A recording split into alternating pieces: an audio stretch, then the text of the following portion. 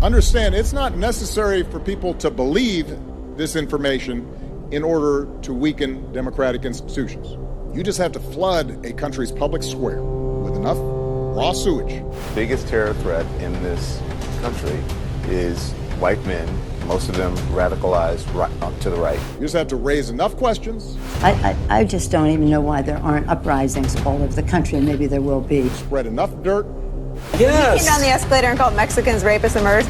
Plant enough conspiracy theorizing. Enemies of the state. That citizens no longer know what to believe.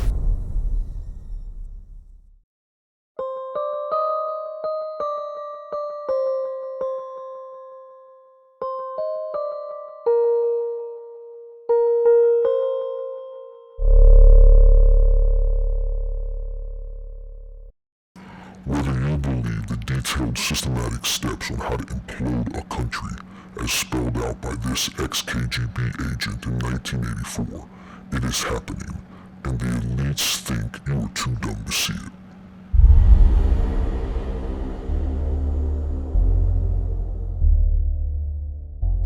it. So the greatest mistake or misconception, I think, is that whenever we are talking about KGB, for some strange reason, they think that the most desirable thing for Andropov and the whole KGB is to steal blueprints of some supersonic jet, bring it back to Soviet Union and sell it to the Soviet military-industrial complex. It's only partly true that the espionage as such occupies only 10 to 15% of money, time, and manpower. 15% of the activity of KGB. The rest, 85%, is always subversion. And unlike a dictionary of English, Oxford Dictionary, subversion in Soviet terminology means always a destructive, aggressive activity aimed to destroy the country, nation, or geographical area of your enemy. The highest art of warfare is not to fight at all,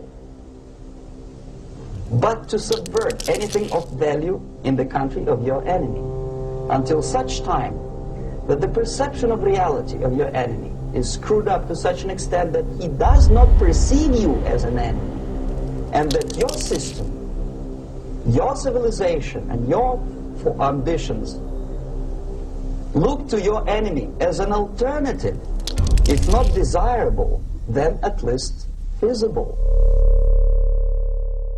Understand, it's not necessary for people to believe this information in order to weaken democratic institutions.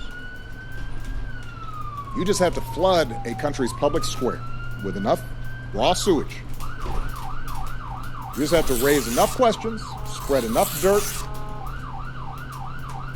plant enough conspiracy theorizing that citizens no longer know what to believe.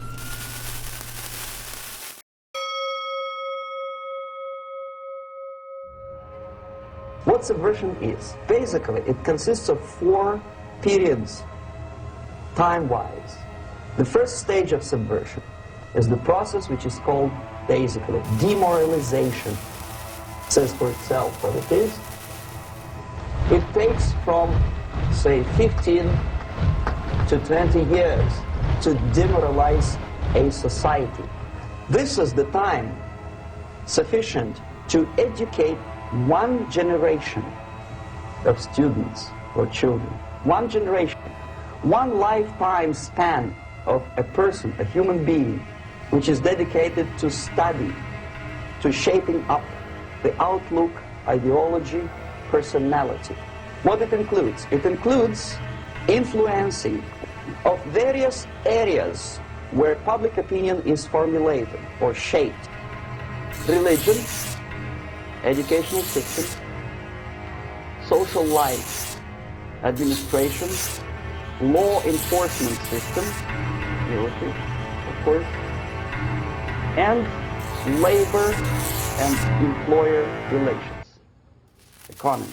Okay? 5 areas. There obviously, in every society, there are people who are against this society. They may be simple criminals, ideologically in disagreement with the state policy. Raped and she gave birth and she decided to kill her 3-year-old child. Conscientious enemies, simply psychotic personalities who are against anything.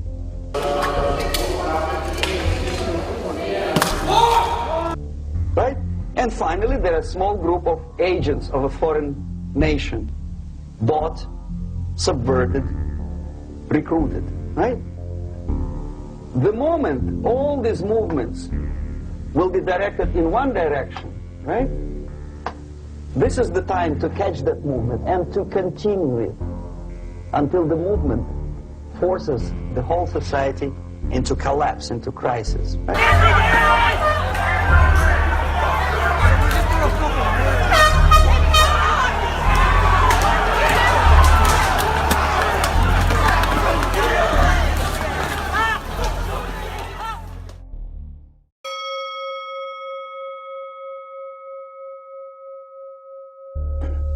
In case of religion, destroy it, ridicule it, replace it with various sects, cults, which bring people's attention, faith, whether it is naive, primitive, doesn't really matter.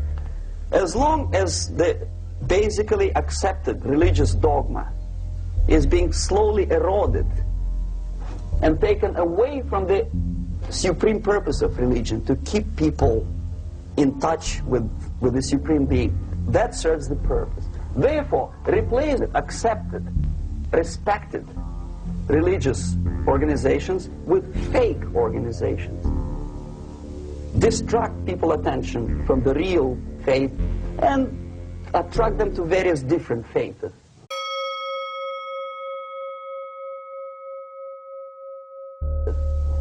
Education. Distract them from learning something which is constructive, pragmatic, efficient. Instead of mathematics, physics, foreign languages, chemistry, teach them history of urban warfare, natural food, home economy, your sexuality, anything, as long as it takes you away, okay? Social life. Replace traditionally established institutions and organizations with fake organizations. Take away the initiative from people. Take away the responsibility from naturally established links between individuals, group of individuals, and society at large, and replace them with artificially, bureaucratically controlled bodies. Instead of social life and friendship between neighbors, establish social workers institutions. People who are on payroll of whom? Society? No. Bureaucracy. The main concern of social workers is not your family, not you, not social relations between groups of people. The main concern is to get the paycheck from the government.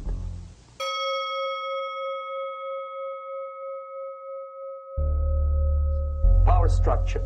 Okay, the natural bodies of administration, which are traditionally either elected by people at large or appointed by elected leaders of society, are being actively substituted by artificial bodies. The bodies of people, groups of people whom nobody elected. Never. As a matter of fact, most of the people don't like them at all, and yet they exist.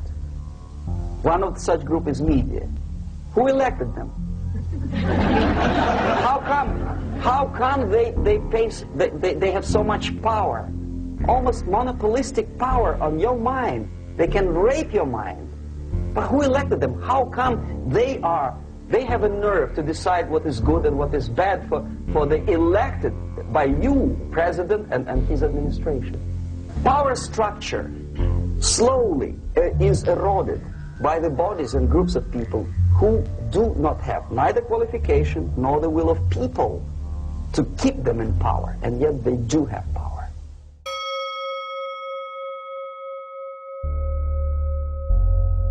Okay. Together with that, there is another process. Law enforcement, law and order organization and structure is being eroded. For the last 20, 25 years, if you see old movies and new movies, you can see that in new movies, a policeman, an officer of the United States Army looks dumb, angry, psychotic, paranoid. Oh, you motherfuckers. Okay. All right. I'm putting cases on all you bitches. Huh? You think you can do this shit? Jay! You think you can do this to me? A criminal looks nice, kind of. Well, he smokes hash and shoots the whatever drug. But basically, he's a nice human being. He's creative. And he's unproductive only because society oppresses him. Whereby a general of Pentagon is always, by definition, a dumb, a war maniac. A policeman is a pig, rude policeman. He abuses his power. You know? A generality, generalization like that. The hatred, the mistrust to the people who are supposed to protect you and enforce law and order. Moral relativity. Show me where it says that protests are supposed to be polite and peaceful. A slow substitution of basic moral principles. They're still going to have to go out and put a bullet in Donald Trump, and that's a fact. Whereby a criminal is not a criminal, actually. He's a defendant. Even if his guilt is proven, there is still a doubt.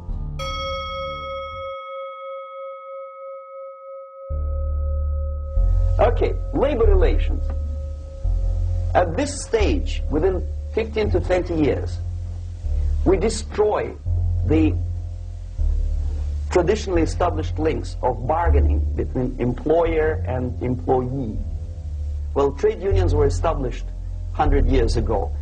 The objective was to improve working conditions and to protect the rights of workers from those employers who were abusing their right because they had more money.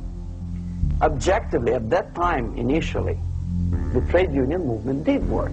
What we see now is that the bargaining process is no longer resulting in the compromise, which is leading objectively to betterment of working conditions and increase of salary. What we see is that after each prolonged strike, the workers lose. Even if they have 10% increase of their salaries, they cannot catch up due to inflation and due to missed time. More than that, millions of people suffer from that strike because economy now is interdependent. It's intertwined like one body.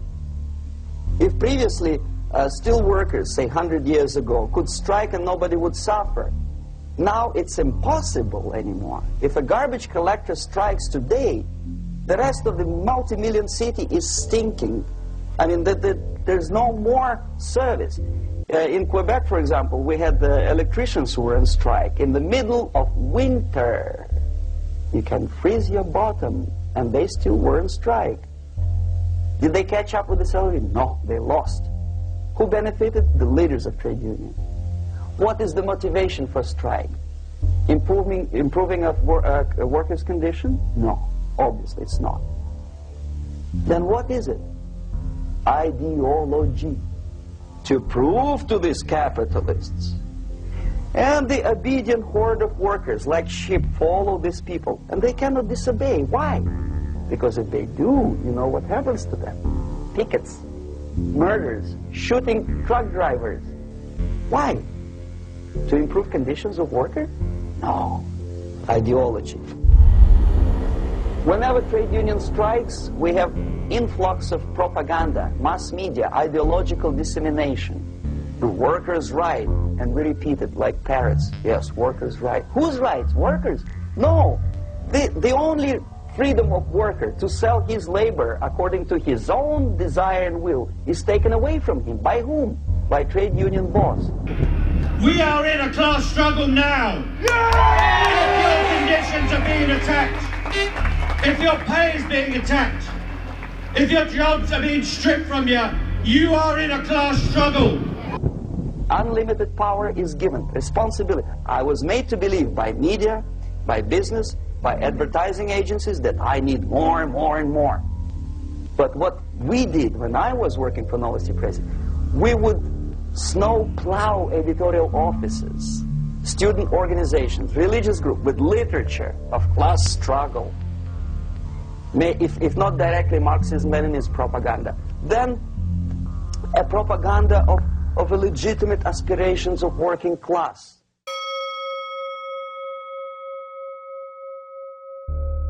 So, the moment you bring a country to the point of almost total demoralization, when nothing works anymore, when you are not sure whether it is right or wrong, good and bad, but there's no division between evil and good, where is that point? I just don't even know why there aren't uprisings all over the country. People need to start taking to the streets. I will go and take Trump out tonight.